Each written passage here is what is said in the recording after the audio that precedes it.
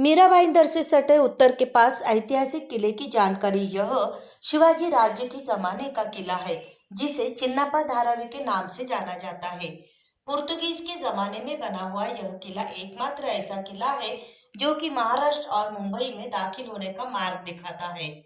यह किले की बनावट ऐसी है कि वसई का किला भी साफ तौर पर देखा जा सकता है।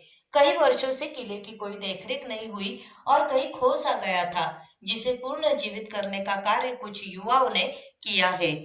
यहाँ उन्होंने आगे आकर इस किले की देखरेख, साफ सफाई और किले को पुनर्निर्माण करने का संकल्प लिया। इसी संकल्प के साथ पिछले कई दिनों से यह युवा उसके लिए देखरेख कर रहे हैं और इनके प्रयास से एमबीएमसी भी जाग उठी है और किले के नवनिर्माण के लिए करोड़ों रुपए की फंडिंग भी कर रही है। देखिए, मीरा भाईंदर शहर में जैसे जैसे आबादी बढ़ा, लेकिन यहाँ के स्थानिक प्रशासन बोलिए या जिलाधिकारी कार्यालय बोलिए, महसूल विभाग ने इस किले को बिल्कुल ध्यान नहीं दिया। ये किले का इतिहास बहुत बहुत बढ़िया है, क्योंकि पुर्तगीज़ों का 3 प्रमुख राजधानी थी। एक सूरत, दूसरा वसई था, तीसरा गोवा था।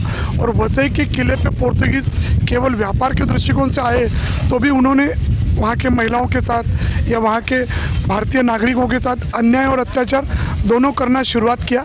तब वहाँ के एक नागरिक ने पत्र के द्वारा बाजीराव पेशवे जी को कांटेक्ट किया और बाजीराव पेशवे जी उत्तर भारत की तरफ जा रहे थे मुहिम में, तो उन्होंने अपने छोटे भाई श्रीमंत चिमन जी अप्पा उनको यहाँ पर भेजा और वो यहाँ पर आए अपने सैनिकों के साथ। और यहाँ के स्थानिक गांव के लोग थे, मुर्दाराई मोरवा के लोग भी उसमें उस सेना में शामिल हुए और उन्होंने यहाँ पर ये किला बांधा ताकि वसई के किले के ऊपर पीछे से हमला कर सके।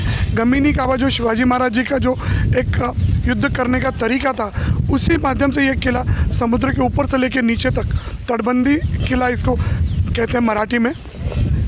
और ये किले का इतिहास लगभग 1737 से लेकर 1739 तक यहाँ पर युद्ध हुए।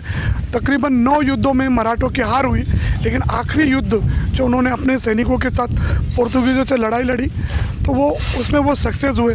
उसके बाद वो वज्रेश्वरी का मंदिर उन्होंने किले की तरह बना के दिया और आज भी वो वज्रेश्वरी देवी के मंदिर को अगर आप देखेंगे, उसका एंट्रेंस से लेकर टॉप तक वो बिल्कुल वैसे के वैसा है। लेकिन यहाँ के जो स्थानिक प्रशासन के डीपी में स्मारक के लिए जगह कलेक्टर साहब ने 94 में दिया। आज 94 के बाद लगभग 25 साल होने को आया, प्रशासन ने यहाँ पर ध्यान नहीं दिया।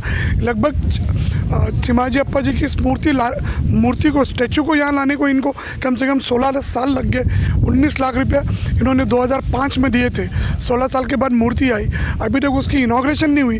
पर अब प्रशासन थोड़ा सा यहाँ पर आने लग गए, महापौर आ गए यहाँ पर कमिश्नर भी अभी आने लग गए, महापालिका के पदाधिकारी अधिकारी सब यहाँ पर आने के बाद अब सोचें कि अगला बजट में 2023-24 के बजट में एक निधि भी रखने वाले हैं। बजट में प्रोविज़न करके रखेंगे ताकि ये किले को पर्यटन में डाला जाए, क्योंकि एमएमआरडीए की जो नया जो प्लान है उसमें ये पूरा पट्टा ग्रीन जोन में है। तो ये किला घोषित नहीं होने के कारण, नोटिफाइड नहीं होने के कारण, इतिहास हमारा सुनहरे पन्नों में जिस तरीके से रचा गया है उसी तरीके से कुछ किले भी रचे गए थे। किला एक बहुत बड़ा इतिहास है जो कि हमारे पुराने तत्व के लोग जैसे शिवाजी महाराज को इंडिकेट करता है, दर्शाता है। मीरा भाईंदर के युवाओं ने इसी को समझा और यहाँ के किलों का महत्व क्या है ये युवा पीढ़ी को बताने के लिए खुद बीड़ा उठाया।